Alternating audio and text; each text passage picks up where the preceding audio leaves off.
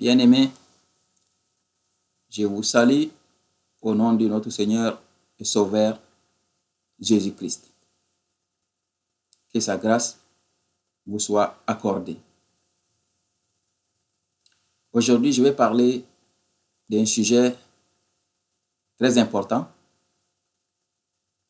puisque ça fait un bout de temps quand même qu'on parle de Jésus, du monde spirituel, de la Bible, de beaucoup de choses visant à exhorter les uns et les autres à venir à Jésus-Christ. Certainement, quelque part, il y a quelqu'un qui se dit, bon, ok, j'accepte, je vais me rendre au Christ, mais qui ne sait pas quoi faire ou par où commencer. Donc, le thème d'aujourd'hui s'adresse à vous.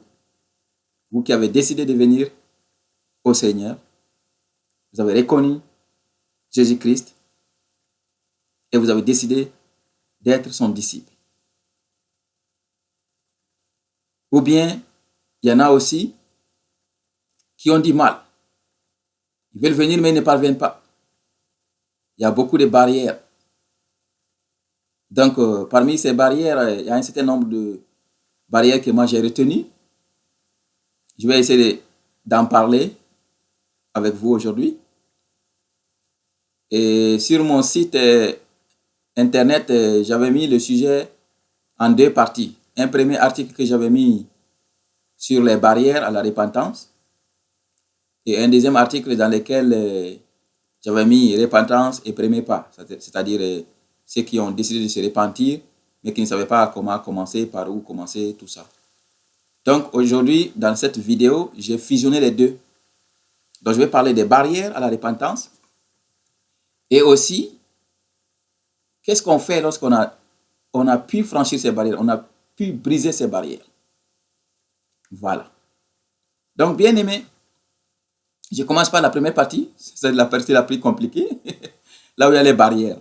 C'est-à-dire, on ne parvient pas du tout. On ne parvient pas du tout à croire en Dieu, à croire en Jésus. Hein. Ensuite, on ne parvient pas à se donner à cela pour diverses raisons. Chacun a ses raisons. Mais ce qui compte beaucoup, c'est de pouvoir briser ces barrières. Parce que ces barrières ne sont pas normales. Ce n'est pas la volonté de Dieu. Hein? Il y a tellement de choses qui montrent qu'il y a quelque chose, qu'il y a Dieu. À nos jours, il est vraiment impossible d'ignorer qu'il y a Dieu. Quand on s'assoit, on regarde le ciel, quand on regarde la terre, l'univers et tout ce qu'on voit, quand on voit les divers aspects de la vie, les différentes circonstances dont certains nous ont montré notre limite, comme les maladies, comme survivre à un accident, certaines choses de la vie montrent que nous ne sommes rien, nous sommes vraiment limités. Malgré nos orgueils, notre ignorance, notre perdition, on se dit que voilà, on est intellectuel, on est savant. Et il y en a qui se plaisent même à dire qu'ils sont athées, ils sont contents comme ça. Ils se disent qu'ils sont réalistes. Malgré tout ça, même ces personnes, il y a des circonstances qui les montrent leurs limites. Donc on ne peut pas nier Dieu. Dieu existe. Ça c'est sûr et certain. Dieu existe. Je suis une preuve, j'ai les preuves. Dieu existe. Je l'ai vu, on se parle. Car Jésus est un Dieu. Alors, maintenant, à part maintenant ceux qui ne parviennent pas du tout à croire, il y a aussi cette catégorie qui croit, mais pas à Jésus. Ils croient à autre chose. Ouais. Ils cherchent à aller au paradis à travers un autre chemin. Alors que le chemin, il est unique. Il n'y a pas deux. Il y a un seul chemin. Dieu le puissant, le Dieu vivant, celui qui a créé ciel et terre, a décidé ainsi. Il a envoyé son esprit sur terre sous forme de personne. C'est ce qu'on appelle Jésus-Christ de Nazareth, qui est venu au monde à travers l'Esprit de Dieu et une femme vierge. Et Dieu a décidé que c'est lui qui est le chemin. au salut. Donc c'est comme ça, on ne peut pas le changer. C'est clair qu'il y a des résistances. Hein, il y en a. C'est clair, parce que Satan est là. Satan, il ne veut pas ça. Donc, j'ai eu à parler de Satan dans la vidéo qui concerne le monde spirituel. J'ai parlé de Satan. C'était un ange qui avait tous les privilèges. Hein, il y avait 3 grands chefs d'anges. Il y avait Lucifer, qui est devenu Satan. Il y avait l'archange Michel. Et puis, il y avait l'archange Gabriel. Gabriel, lui, généralement, il est messager. On l'envoie le plus souvent. Il vient plusieurs fois sur terre pour livrer les messages de Dieu. Il y a l'archange Michel aussi, qui est guerrier. Hein? On peut dire que c'est un général, un colonel d'armée là-bas. Il est avec ces gens guerriers qui nous défendent tout le temps. Hein? Ils nous défendent même lors des accidents terribles. Moi, j'ai fait un accident spectaculaire. C'est clair que s'il n'y avait pas les gens de Jésus, j'allais mourir ce jour avec 3 passagers. Et il y avait l'autre qui était Lucifer, qui est Satan, hein, qui s'occupait des louanges et adoration. Il a certainement pris goût à ça, et puis il a voulu maintenant prendre la place de Dieu. Donc il a été jeté dehors. Donc c'est lui notre ennemi principal, l'ennemi de Jésus, l'ennemi de Dieu, c'est lui. Parce que lui, l'enfer a été créé pour lui et tous les autres anges avec lesquels il a pu se rebeller. Donc lui, il est contre nous. Donc qu'est-ce qu'il fait? Il vient ici, il ment, il trompe, il fait toutes sortes de choses. Il fait les mauvaises choses. Celui qui trompe les gens, celui qui fait que les gens créent des sectes, celui qui fait que les gens créent d'autres religions qui n'ont aucun rapport avec Dieu. Donc il y a pas mal de religions maintenant. C'est lui qui nous trompe. Il faut vraiment chercher Dieu avec honnêteté, avec un bon cœur, pour avoir vraiment la grâce, pour pouvoir avoir ce discernement. Parce que sans discernement, sans la grâce de Dieu, on reste dans les pièges de Satan. Oui, on reste dans les pièges de Satan. C'est un monde terrible. C'est un monde de ténèbres. C'est un monde criminel. Satan, il est menteur, il est voleur, il est meurtrier. Oui, il trompe les gens. Il vous met dans des maladies, dans des suicides, dans des homicides, dans de la haine. Toutes sortes de choses. Donc, j'ai parlé de ça un peu dans le monde spirituel. Aujourd'hui, je vais me focuser beaucoup plus sur les repentances. C'est ça. Donc, maintenant, j'ai essayé de dresser un certain nombre d'éléments qui constituent ou qui pourraient constituer une barrière pour certaines personnes. Donc, parmi ceux-ci, j'ai retenu les parents et les proches voisinage, les habitudes, culture et croyances locales, ou bien on n'a pas du tout cherché. Parce qu'il y a des gens qui ne cherchent pas, hein, ils ne croient pas du tout, ils se disent que non, ils sont tranquilles, ils sont mathématiciens ou je sais pas, astronomes. Ils se disent qu'ils sont savants, ils sont contents et puis ils se disent qu'ils sont réalistes. Voilà, ils ne veulent rien savoir. Ils se basent tout sur la science. J'ai rencontré des gens comme ça. Ils se disent que, voilà, ils essaient de tout expliquer par la science. Mais c'est de la cécité, c'est l'ignorance. C'est l'ignorance. C'est vraiment grave. Mais on continue de prier pour eux aussi, pour qu'un jour, Jésus les visite, pour qu'ils changent d'avis. Parce qu'ils vont se trouver face à une circonstance qui les dépasse, eux et leur science. Et puis, ils vont comprendre qu'ils ont tort. Et il y a l'autre catégorie aussi. C'est-à-dire, il y en a qui viennent à la famille comme ça, ils sont nés, ils ont grandi comme ça, ils ont trouvé les parents sur un chemin, une religion quelconque, et aussi ils suivent ça. C'est comme si c'était une affaire d'héritage. Non, on ne peut pas hériter le salut. On ne peut pas. Le salut, c'est personnel. Moi et ma femme, chacun a son rapport avec Dieu. Moi et mes enfants, chacun a son rapport avec le Dieu. Le Dieu vivant, unique. C'est le rapport 1-1. 1-1. Voilà. Personne n'ira en enfer à la place de quelqu'un. Personne n'ira au paradis à la place de quelqu'un. Et personne ne peut aider l'autre. Ni témoigner, ni quoi que ce soit. Donc, je vous invite maintenant à écouter avec moi ces 2 versets. Donc, allons dans le livre de Luc, dans le Nouveau Testament, Luc, hein, l'évangile de Luc, chapitre 8, versets 19 à 21. La mère et les frères de Jésus vinrent le trouver, mais ils ne purent l'aborder à cause de la foule. On lui dit, ta mère et tes frères sont dehors, et ils désirent te voir. Mais il répondit, ma mère et mes frères sont ceux qui écoutent la parole de Dieu et qui la mettent en pratique. Vous voyez, ça c'est Jésus qui était en train de prêcher quelque part devant une grande foule. Donc il y avait tellement de monde que Marie et les frères de Jésus, Jésus a eu des frères après. Donc ceux qui disent que Marie est vierge, ils se trompent parce que Jésus, après Jésus, Marie et Joseph ont fait des enfants. Parmi eux, il y a Jacques, il y a Judée. La Bible dit qu'il y a même des filles. Donc voilà. Donc ils cherchaient à joindre Jésus, ils n'ont pas pu. Puis il y a des monde qui est venu pour essayer d'en parler avec Jésus, pour voir s'il va interrompre les choses pour aller vers eux. Eh bien non, il leur a surpris. Il dit, mais non, ma mère, mes frères, c'est qui? C'est vous autres. Vous qui écoutez et mettez en pratique la parole de Dieu. C'est ça, parce qu'il sait qu'il est venu pour ça. Vous voyez? Donc ça montre que Dieu, il est au-dessus de ces relations père, mère, parents. Non, c'est ça. C'est Dieu d'abord qui vient.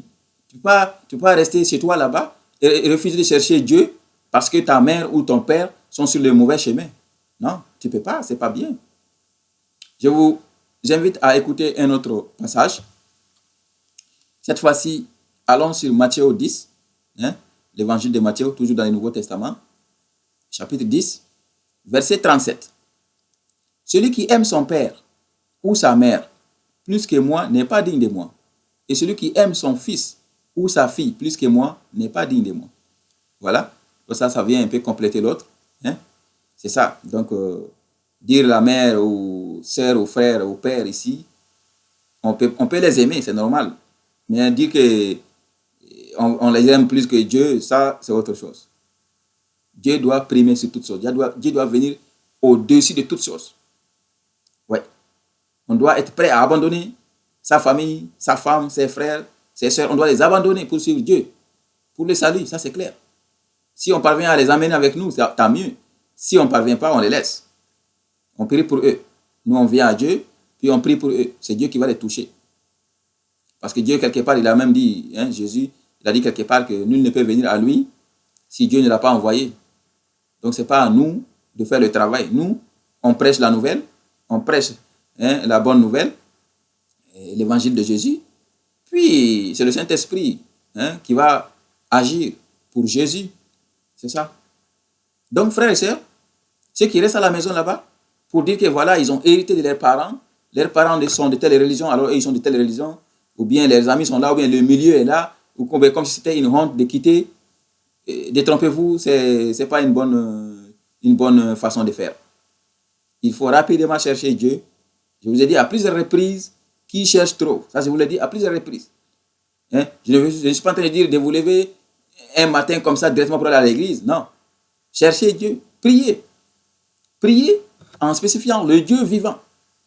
Le Dieu créateur de la terre et du ciel. Il est seul. Lui, il est seul. On ne peut pas le confondre avec autre chose. Même les petits dieux qui se trompent par-ci par-là pour dire qu'ils sont Dieu, quand on dit créateur de la terre et du ciel, ils savent qu'ils ne savent pas leur travail. Ils savent. Ils ne peuvent rien usurper à ce niveau-là. Donc, dans vos prières, lorsque vous demandez à Dieu de se révéler à vous, spécifiez le Dieu créateur, le Dieu vivant. Voilà. Parce que les autres dieux ne sont pas vivants, c'est des morts. Je vous l'ai dit à plusieurs reprises que les autres dieux, c'est des dieux qui sont animés par des esprits de morts. Voilà, les cadavres. D'accord? Mon grand-père qui est mort là, son esprit est utilisé quelque part, probablement par des idolâtres et autres sorciers. Et c'est ça. Donc, ce n'est pas des dieux vivants. Voilà. Donc, c'est ce que j'avais à vous dire concernant ce qui se fie à des affaires, des relations et des familles et d'amis. Il y a l'autre catégorie aussi que je voudrais toucher. Il y a les cultures, les croyances locales.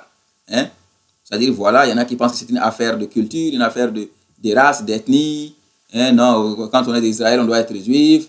Quand on est de l'Arabie Saoudite, on doit être musulman. Quand on est de la Chine, on doit être bouddhiste. Quand on est de l'Inde, on doit être hindou. Non. La relation avec Dieu n'a pas de rapport avec notre race, avec notre ethnie, avec notre situation géographique. Dieu, il est partout. Je l'ai dit sur l'autre article sur le monde spirituel. Dieu, il est esprit. Il est partout. Il voit tout le monde, il entend tout le monde, il parle à tout le monde. C'est nous qui n'entendons pas. Nous sommes bornés, on n'entend pas. Ou bien on ne voit pas, on est aveuglé. Sinon Dieu, il est là. Il est partout au même moment. C'est lui seul qui peut faire ça. Lucifer, Satan, il n'est pas capable de faire ça. Satan, il est à un moment donné, à un endroit. Il est rapide, il est très rapide, ça c'est clair. Il bouge d'un point à l'autre très rapidement. Mais il ne peut pas être au même moment à tous les endroits. Il ne peut pas le faire. C'est Dieu seul qui peut faire ça. Être présent à tout endroit, à tout moment. Ça, c'est Dieu seul qui peut faire ça. Donc, indépendamment de votre position géographique, de votre race, de votre ethnie, votre âge, quoi que vous voulez comme discrimination, Dieu est à vous. Il est là pour tout le monde. D'accord? Donc, si vous êtes sur un autre chemin, vous avez un autre Dieu que vous adorez, posez-vous la question, comme j'ai eu à le dire une fois. Demandez-vous, le Dieu que vous avez devant vous, là, le plus souvent c'est des idoles, c'est des idoles que les gens adorent, hein, des affaires taillées, des pierres taillées, du bois, je sais pas, des cailloux, toutes sortes d'idoles, c'est de l'abomination. Demandez-vous s'il est capable de créer la terre et le ciel. Demandez-vous si lui vous a créé. Demandez-vous s'il peut parler, s'il peut bouger, s'il peut marcher. Demandez-vous, posez-vous cette question. Comment quelque chose comme les idoles, par exemple, hein, quelque chose que vous avez fabriqué à la main.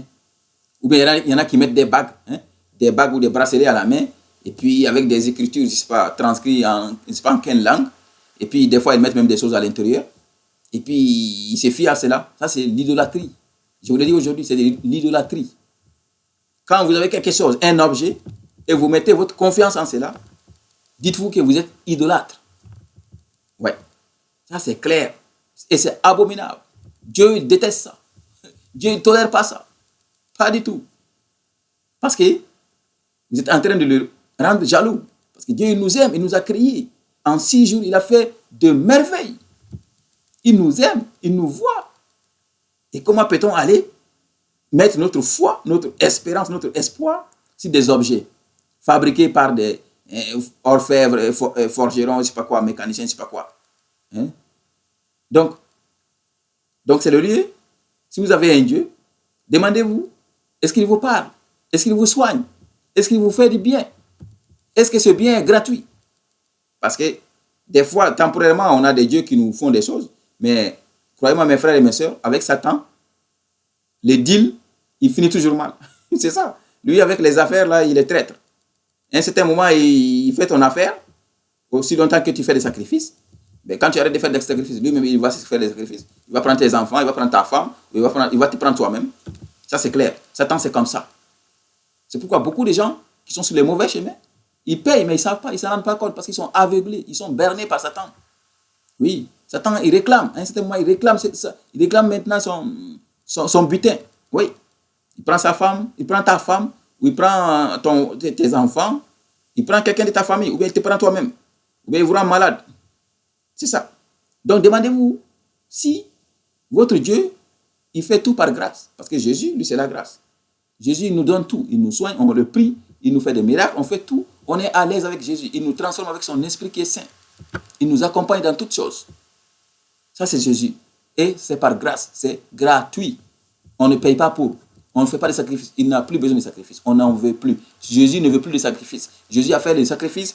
Il s'est donné lui-même au poteau, à la croix, pour nous expier.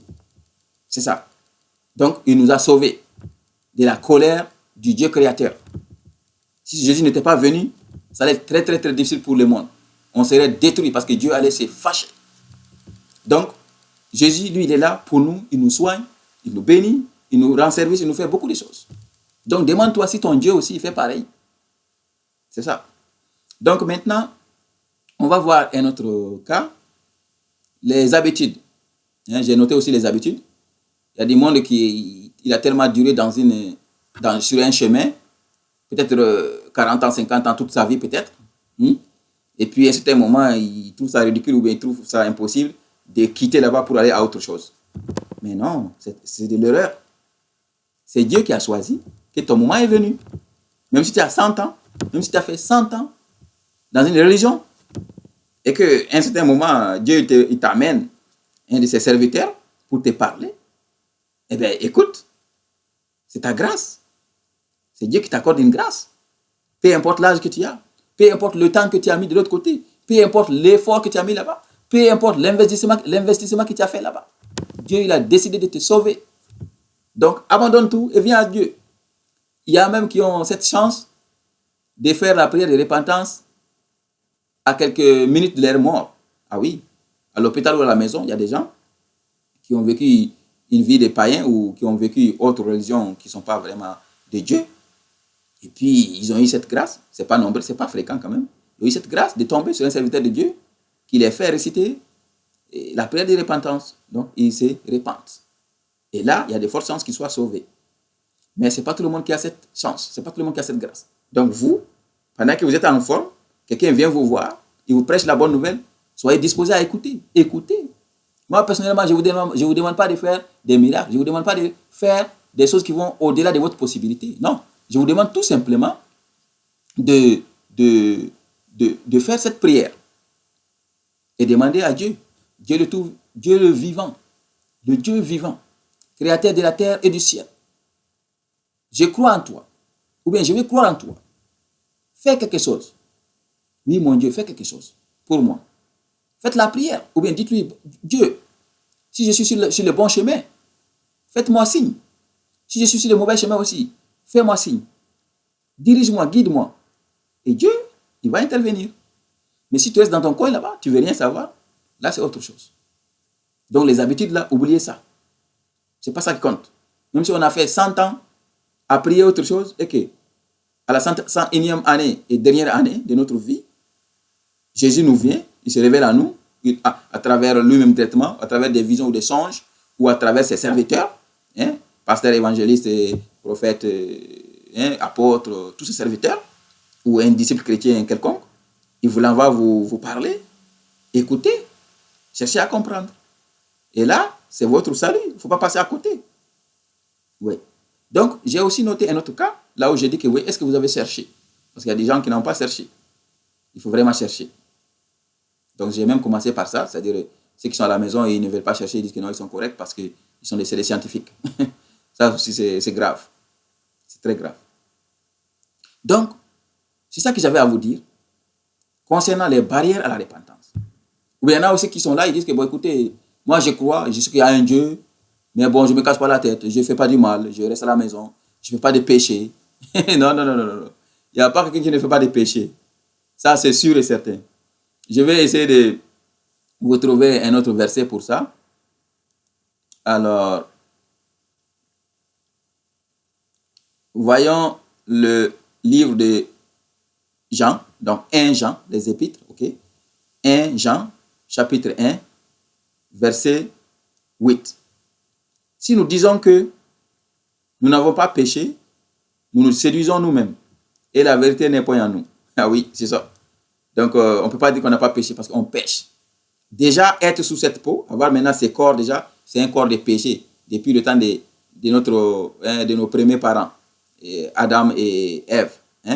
Depuis leur temps, ces corps-là est tombé dans le péché. D'accord? Parce que Satan, il allait tromper Ève pour lui faire manger le fruit que Dieu avait interdit. Donc, depuis ce temps-là, c'est clair que Dieu s'est fâché contre nous. Donc, cette chair, déjà, elle est pleine de convoitises, de désirs, de toutes sortes de besoins qu'on a ici, de besoins charnels. N'est-ce pas? Donc, ce qui fait que on ne peut pas dire qu'on n'a pas péché. On ment, on vole, on fait la fornication, ou bien on fait l'adultère même d'ailleurs, qui est grave. On insulte, on critique l'autre, beaucoup de choses. On ne paye pas les taxes, les impôts, des choses comme ça. Tout ça, c'est des péchés. Donc, quelqu'un ne peut pas s'asseoir à la maison et dire que non, moi, je ne pêche pas. Ça n'existe pas. Il n'y a pas quelqu'un qui ne pêche pas, à part Jésus. Jésus est la seule personne qui a fait ce monde-là, notre monde ici. Il a quitté son trône pour venir ici pour nous sauver. C'est lui seul qui a fait toute sa vie sans commettre de péché. Pourtant, il a lutté comme nous. Il priait, il s'abstenait. Il a vécu toutes les barrières comme nous, toutes les challenges, là, comment dirais-je, les défis comme nous. Mais il est parti sans commettre aucun péché. Sinon, les autres, là, rester à la maison et dire qu'on n'a pas péché, c'est de se tromper. Oui, c'est mentir à soi-même. Donc, globalement, ce que j'avais à dire Donc, à dire ici à ce niveau, c'est ça. Donc, il faut vraiment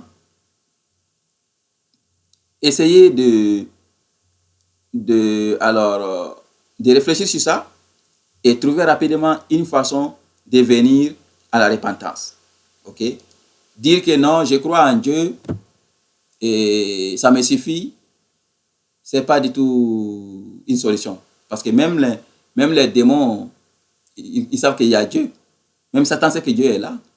Même s'il vous ment, vous autres, pour vous dire que c'est lui Dieu. Mais il sait que le vrai Dieu est là. Les démons aussi connaissent Dieu. Je vous lis un exemple de chapitre. Hein. Alors, voyons le livre de Jacques, les épîtres. Hein. Voyons Jacques, chapitre 2, verset 19. Tu crois qu'il y a un seul Dieu, tu fais bien. Les démons les croient aussi et ils tremblent. Hein, on dit que les démons même savent que Dieu est là.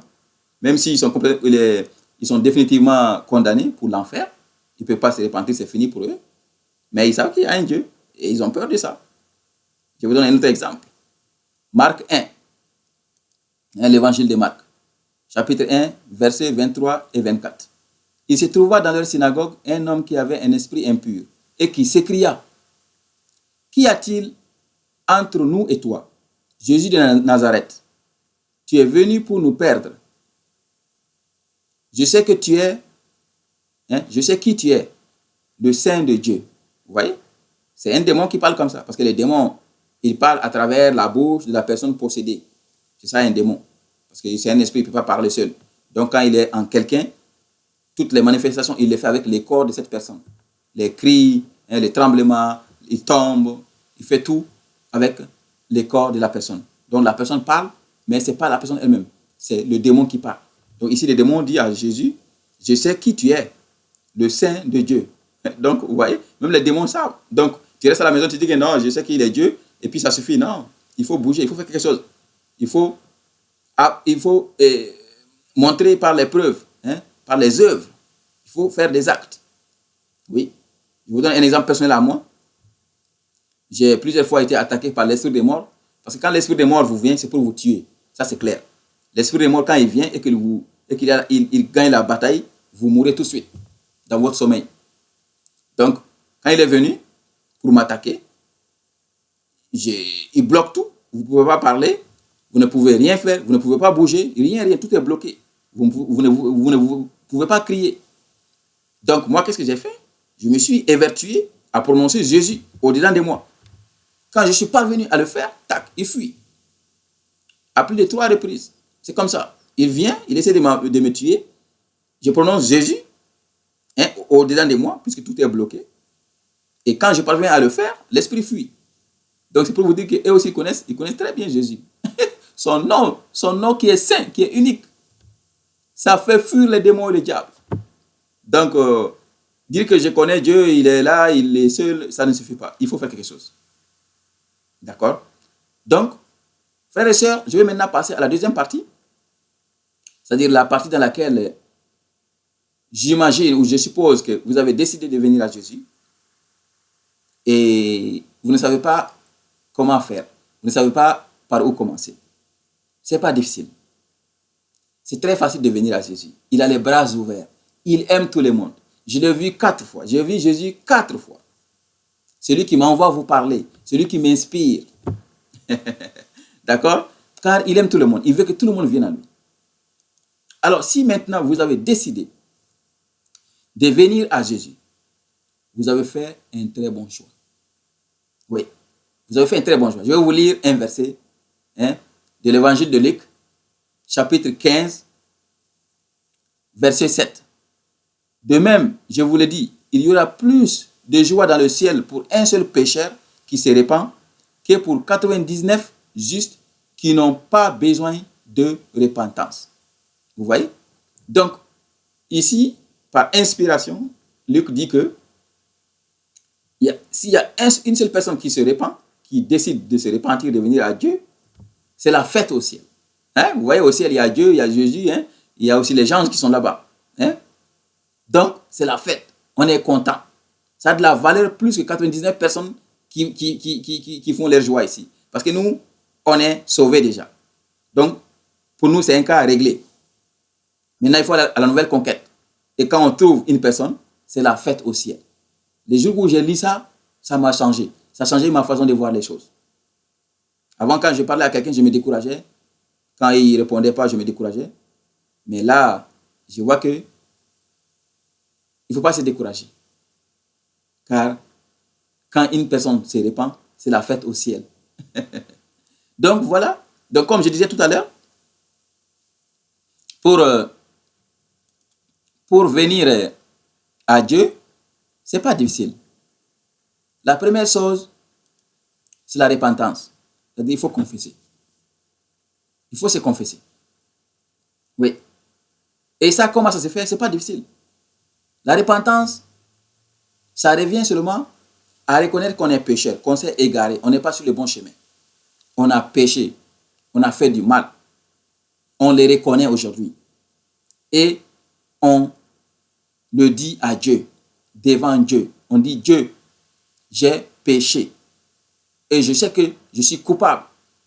Et que ça m'est imputable. Et que je dois payer pour ça. Mais je demande ta grâce pour que tu me pardonnes.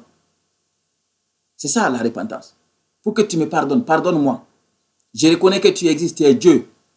Je reconnais que Jésus-Christ est ton Fils qui est venu, que tu as envoyé pour nous sauver, qui a même donné sa vie pour nous, qui est mort, puis qui est ressuscité, qui est monté au ciel et qui va revenir pour nous prendre au dernier jour. C'est ça la repentance, c'est très simple. Donc, dites ça à vos propres mots, avec vos mots à vous. D'accord? Et reconnaître qu'on est pécheur, qu'on doit payer pour ça, mais que par la grâce de Dieu, on demande son pardon, parce que c'est un Dieu miséricordieux, on demande son pardon, et puis on dit que voilà, on reconnaît que Jésus est son Fils, qui est venu mourir pour nous, qui est monté au ciel et qui va revenir nous chercher. Quand on parvient à confesser, à dire ça, avec croyance, c'est-à-dire en croyant au fond de nous, c'est fini, c'est la repentance, elle est faite. Vous voyez que c'est facile. C'est très facile. Donc, je vous invite à lire les psaumes, c'est long, je ne vais pas le lire tout, toujours dans l'Ancien Testament, psaume du roi David, et psaume 51. Psaume 51. Essayez de lire ça, ça va vous donner une idée d'une vraie repentance. Ça, c'est un roi qui fait de la repentance comme ça. Il était très fort. Il a fait le psaume, il a fait des cantiques. Il était vraiment inspiré. C'était un roi aussi qui était prophète. Donc, je vous invite à lire psaume 51. Donc, une fois on a fait la repentance, une autre étape est de pardonner. Parce qu'on ne peut pas demander pardon et ne pas pardonner. Donc, si nous demandons pardon à Dieu, on doit aussi pardonner à ceux qui nous ont offensés. Peu importe ce qu'ils nous ont fait. Parce que j'ai croisé des gens qui m'ont dit qu'ils ont du mal à pardonner à leur sœur ou bien à leur ex-conjoint. Parce que quand vous ne pardonnez pas à quelqu'un, Dieu ne va pas vous pardonner. Je vais vous lire un verset. Voyons Matthieu 6, chapitre 6, et versets 14 et 15. Si vous pardonnez aux hommes leurs offenses, votre Père céleste vous pardonnera aussi. Mais si vous ne pardonnez pas aux hommes, votre Père ne vous pardonnera pas non plus vos offenses. Vous voyez? Donc, il est très important, après s'être repenti, après avoir fait la confession, c'est ça, après avoir fait la prière de repentance, il faut maintenant pardonner les péchés. Oubliez tout. Confiez tout à Dieu. C'est lui qui va s'en occuper. Ce n'est pas votre affaire. Vous vous êtes repenti, vous vous êtes donné à Dieu. Il va s'occuper de vous. Les autres maintenant qui ont péché contre vous, c'est leur tour à eux de chercher à se repentir un jour. Mais ce n'est pas à vous de gérer ça. Laissez tomber ça. Dieu va vous payer. Généralement, Dieu, il nous paye tout ce qu'on a perdu. Parce que dans le monde des ténèbres, on a perdu beaucoup de choses. Parce que Satan, il est voleur, comme je vous l'ai dit. Donc, il nous vole beaucoup de choses. Mais Dieu, il nous les restitue après. Donc, oubliez tout ce qui est passé, ce qu'on vous a fait du mal. Oubliez ça. Ça, c'est une étape très importante. Le pardon. Donc, après avoir fait la repentance, et pardonner aussi à ceux qui vous ont offensé. Après ça, maintenant, une autre étape que je vous propose, c'est de... il faut lire la Bible. La Bible, c'est la parole de Dieu. J'ai fait une vidéo sur ça, dans laquelle j'ai parlé de la Bible. Donc, cherchez à comprendre la Bible. La Bible, comme j'ai dit, son contenu est inspiré. C'est le message de Dieu, c'est la parole de Dieu. Pour nous instruire, pour nous guider, pour nous maintenir dans la foi. Beaucoup de choses. Pour nous mettre en intimité avec Dieu. Donc, c'est la parole de Dieu. C'est une prophétie. Donc, cherchez à comprendre la Bible. La Bible, il y a plusieurs versions. Il y en a en papier, vous pouvez l'acheter dans les librairies, ce n'est pas du tout cher, parce qu'on ne cherche pas de bénéfices sur ça. Et vous pouvez aussi trouver sur Internet, vous tapez les mots Bible, il y a beaucoup de Bibles en ligne que vous pouvez lire directement sur Internet. Et il y a aussi des versions Android et des versions iPhone. Donc, iPhone, vous pouvez trouver ça. Avec vos petits téléphones, vous les chargez, il y a des Bibles, vous pouvez les lire. Même si vous parvenez à lire un verset par jour pour commencer avec ça, c'est déjà très important. Ça vous apprend beaucoup de choses. Et une autre étape que je vous propose, c'est d'apprendre la prière. Oui, apprendre la prière, c'est très important. Parce que c'est à travers la prière qu'on demande des choses. Parce qu'une fois qu'on est disciple de Jésus, tout ce qu'on demande, avec foi, avec bonne intention, on le trouve. Dieu nous le donne. Il suffit de prier et de croire qu'on a déjà gagné. Et on l'a gagné. Je vous lis un verset. Jean 14, versets 13 à 14. Et tout ce que vous demanderez en mon nom, je le ferai, afin que le Père soit glorifié dans le Fils. Si vous demandez quelque chose en mon nom, je le ferai. Ça, c'est Jésus lui-même qui fait cette promesse. N'oubliez pas que Jésus est le Fils de Dieu. Il a autorité sur toutes choses. Dieu lui a donné tout. Il peut faire tout ce qu'il veut. C'est ça. Donc, c'est quand on prie, on trouve tout. Donc, pour apprendre à prier, vous pouvez même prier. Il faut même prier pour demander à Dieu de vous apprendre à prier. On peut tout demander à Dieu. On peut dire, Dieu, apprends-moi à prier. Apprends-moi les chants de louange. Et il vous inspire à avoir des chansons. Je le fais tout le temps. Je prie et puis qu'il m'apprenne à chanter, à louer. Et puis j'ai des mots comme ça. Et bien j'ai de nouvelles chansons. Tout le temps, je chante une nouvelle chanson. Je ne mémorise pas les chansons. Vous voyez? Et de la même façon, on peut demander à ceux qui nous apprennent à prier. Il faut lire aussi les livres des psaumes. Psaumes, vraiment, ça aide à apprendre à prier. Parce que le roi David, il était vraiment doué dans ça. Et Salomon aussi, son fils. Donc, voilà, et dans Matthieu 6, du verset 9 et plus, il y a la prière chrétienne qui est là. La prière que Jésus même nous a apprise. Jésus même qui nous a indiqué cette prière. Beaucoup de chrétiens, ils connaissent ça. Un chrétien, il doit connaître ça. Je vais vous le faire maintenant en ligne. Et puis, vous pouvez le répéter tout le temps que vous voulez. Vous pouvez le faire toutes les fois. C'est une prière complète. Quand vous le décortiquez pièce par pièce, vous allez voir qu'il y a tout dedans. Oui, il y a tout dedans. Donc, c'est notre Père qui est au ciel. Que ton nom soit sanctifié. Que ton règne vienne. Que ta volonté soit faite sur la terre comme au ciel. Donne-nous aujourd'hui notre pain quotidien. Pardonne nos offenses, comme nous avons pardonné à ceux qui nous ont offensés. Ne nous soumets pas à la tentation, mais délivre-nous du mal, car c'est à toi qu'appartiennent le règne, la puissance et la gloire pour toujours. Amen. Voilà, j'aimerais bien répéter, mais ça va prolonger le temps. Donc, il faut réécouter ça. Ça, c'est la prière chrétienne que Jésus même nous a apprise. Donc, c'est dans le livre de Matthieu, dans le Nouveau Testament, l'évangile de Matthieu, chapitre 6, verset 9 et plus. Et c'est là où vous allez trouver cette prière. C'est Jésus même qui nous a donné cette prière. Okay? Vous pouvez déjà commencer par ça. Et au fur et à mesure, vous allez apprendre à prier en lisant les psaumes ou bien en demandant à Dieu de vous apprendre à prier. Demandez à Dieu de vous apprendre à prier, de vous apprendre à louer, à chanter. Oui, on peut tout demander à Dieu. On peut prier pour avoir la guérison. On peut prier pour avoir un travail, pour passer des examens. Beaucoup de choses. Quand on prie, on trouve. Jésus même il a dit, c'est pour la gloire de Dieu. On demande à Dieu au nom de Jésus et puis on le trouve. Ça glorifie le Dieu, c'est clair. C'est pour la gloire de Dieu. Il y en a même qui ont ressuscité des morts pour la gloire de Dieu. C'est ça, dans les circonstances dans lesquelles ça allait être contradictoire à l'évangile. C'est clair que là, même moi, si ça arrive, je vais prier Jésus, puis je vais ressusciter la personne. C'est clair. La mort ne doit pas avoir la victoire, ça c'est clair. Jésus a vaincu la mort. Jésus a vaincu la mort. La mort ne doit pas se présenter dans nos manifestations. Ah, ça c'est clair. Donc, une autre étape que je vais vous proposer, c'est de trouver une église. D'accord? Et là, pour les églises aussi, c'est notre complication, parce qu'il y a beaucoup d'églises. Il y a des églises maintenant de Satan. Satan lui-même, il se prend pour un dieu, donc c'est clair que maintenant, avant, c'était des charlatans, des sorciers, tout ça, là, des voyants. Maintenant, ils se sont déguisés aussi en pasteurs, en apôtres, en prophètes, donc c'est compliqué. Pour cela, il faut prier.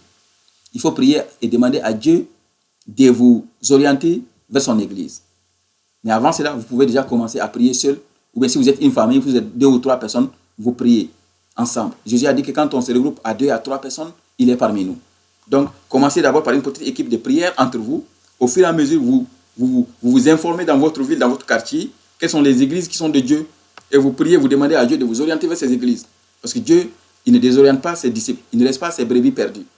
Jésus, c'est notre berger, le grand berger. Il aime ses brebis. Il prend soin de vous. Donc, quand vous priez, il va vous orienter vers une église là où il se trouve. Quand vous allez dans une église où se trouve Jésus, c'est flagrant, ça ne se cache pas. Ça se voit tout de suite, c'est évident. On voit l'esprit. Il y a les prophéties qui parlent. Il y a l'esprit qui est là. Il y a les gens qui pleurent. Jésus se manifeste. Il y a des signes de miracles tout le temps.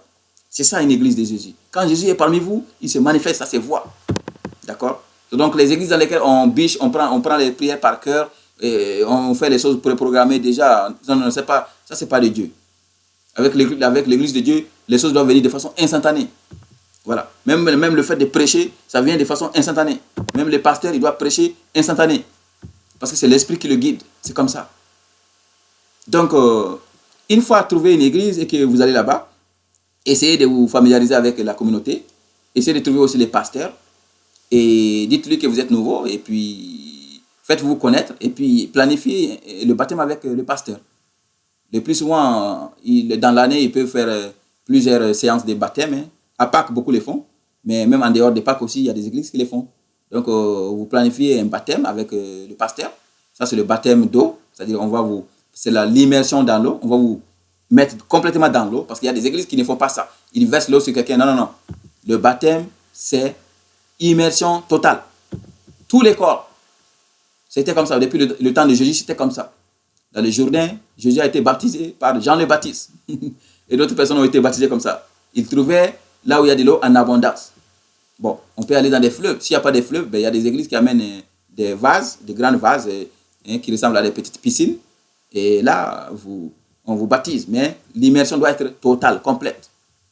Et là, on fait le baptême. Et puis, avec le temps, en priant, il y a l'autre baptême qui vient. Il y a le deuxième baptême qui est le baptême du Saint-Esprit. Ça vient de Dieu. C'est Dieu qui donne ça. C'est Jésus qui nous donne ces baptêmes-là. Ça vient tout seul ou bien ça vient par imposition de main. Quand un apôtre de Jésus, parce que l'apôtre c'est un envoyé de Jésus, c'est Jésus qui envoie quelqu'un pour être son apôtre. Maintenant, on a beaucoup d'apôtres qui sont autoproclamés. C'est faux. Si tu es apôtre, tu dois pouvoir dire quand est-ce que Jésus t'a mandaté. C'est ça. Parce que c'est Jésus qui forme ses apôtres. C'est des envoyés de Jésus. Donc, un apôtre, il doit voir Jésus. Jésus, il te voit, il vient te visiter, il te voit, il te donne ta mission. Il te dit c'est quoi que tu dois faire en son nom, pour lui, pour son peuple. J'ai vu Jésus 4 fois. Il m'a dit ce que je dois faire. Je le garde pour l'instant pour moi-même. Vous le saurez au fur et à mesure. Alléluia. Donc, ça c'est la partie qui contient le baptême de l'église. Puis, je vous donne une autre étape. On a presque fini, ok? Et lorsque on a fait tout ça, il faut vraiment oublier son passé. Il faut arrêter de se culpabiliser. Parce que quand Dieu il pardonne complètement. C'est un Dieu parfait, qui est fidèle, qui est intègre. Quand il pardonne là, votre passé c'est fini. Vous êtes une nouvelle personne. Vous êtes repenti, vous êtes converti, vous êtes allé à l'église, vous avez pris la Bible, vous avez tout fait, vous êtes baptisé. Donc oubliez vos passés. Ne vous culpabilisez pas. Les avortements, les homicides, les vols, tout ça là, oubliez. Vous êtes un nouveau né, une nouvelle personne. Je vous propose 2 versets ici. Prenons Michée, le livre de Michée, l'Ancien Testament, et chapitre 7, verset 18. Quel Dieu est semblable à toi, qui pardonne l'iniquité, qui oublie les péchés du reste de ton héritage? Il ne garde pas sa colère à toujours, car il prend plaisir à la miséricorde. Voilà, c'est ça. Donc, il oublie l'iniquité, il oublie le passé. C'est ça. Car il est miséricordieux. Le deuxième verset que je vais lire pour vous, c'est 2 Corinthiens 5. 2 Corinthiens chapitre 5, versets 17 et 18. Si quelqu'un est en Christ, il est une nouvelle créature. Les choses anciennes sont passées. Voici, toutes choses sont devenues nouvelles. Et tout cela vient de Dieu, qui nous a réconciliés avec lui par Christ et qui nous a donné le ministère de la réconciliation. C'est ça. Donc, c'est ça. Quand on est converti, on s'est baptisé, on est nouveau, un nouveau-né qui n'a pas de péché. C'est à partir de là maintenant qu'il faut éviter de pécher. Parce qu'on doit vivre une vie chrétienne. On a Jésus avec nous, on a Jésus en nous. On doit vraiment mesurer notre importance. On est important, on n'est pas seul, on est avec Dieu. Donc il faut savoir quoi faire, où mettre les pieds, comment penser, comment agir, comment réagir. Il faut vraiment se comporter en bon disciple de Jésus. Car on n'est pas seul. Notre corps ne nous appartient pas, notre vie ne nous appartient pas. On est mort avec Christ, on est ressuscité avec lui, on est nouveau-né. Ça c'est très important. Donc, il faut vraiment vivre une vie chrétienne qui est très intéressante, qui est sainte. Voilà.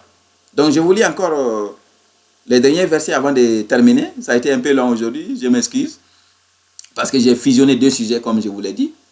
Et voyons le livre de Matthieu 7, Matthieu au chapitre 7, verset 21.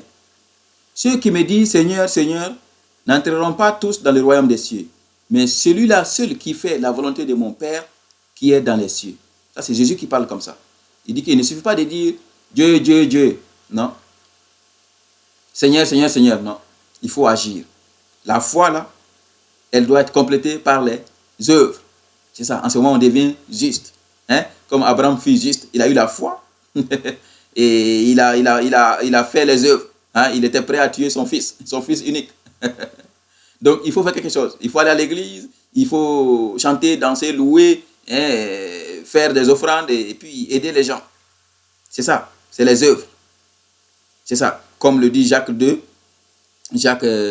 au chapitre 2, verset 20.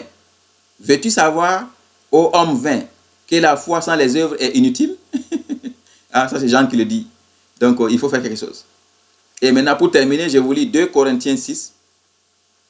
C'est-à-dire, il faut savoir vivre une vie chrétienne aussi. Il faut savoir choisir ses amis, ses compagnies, tout. Ça, c'est important parce que sinon, on risque de chuter. Ouais. Donc, je vais vous lire 2 Corinthiens 6, verset 14. Ne vous mettez pas avec les infidèles sous un joug étranger. Car quel rapport y a-t-il entre la justice et l'iniquité? Ou qu'y a-t-il de commun entre la lumière et les ténèbres, ainsi de suite? Entre Jésus et les idoles, ainsi de suite. Donc, il faut savoir vivre une vie sainte. Il faut savoir choisir ses amis, les gens avec lesquels on passe du temps. Sinon, on risque de rechuter, on risque de perdre la foi. Si vous parvenez à les faire convertir, à les faire repentir, gloire à Dieu. Mais pas l'inverse, ne vous laissez pas influencer. Donc, frères et sœurs, c'est le message que j'avais pour vous, que le Seigneur a mis à mon cœur de vous prêcher aujourd'hui. Et j'espère que ça vous sera utile. Et j'espère que vous allez vous repentir et chercher Jésus. Car il est le seul chemin. Il est le seul chemin qui mène au salut, qui nous mène à Dieu. C'est le Fils de Dieu. Dieu l'a envoyé sur terre pour nous sauver. Et il vit. Il vit, mes amis. C'est ça qu'il ne faut pas oublier. Jésus vit. Je l'ai vu 4 fois. Il est là, il me voit. Il vous voit. D'accord? Alors, au nom de Jésus-Christ, notre Seigneur, notre Sauveur, je vous souhaite toute la grâce. Que Dieu vous bénisse au nom de Jésus-Christ pour la vie éternelle. Amen.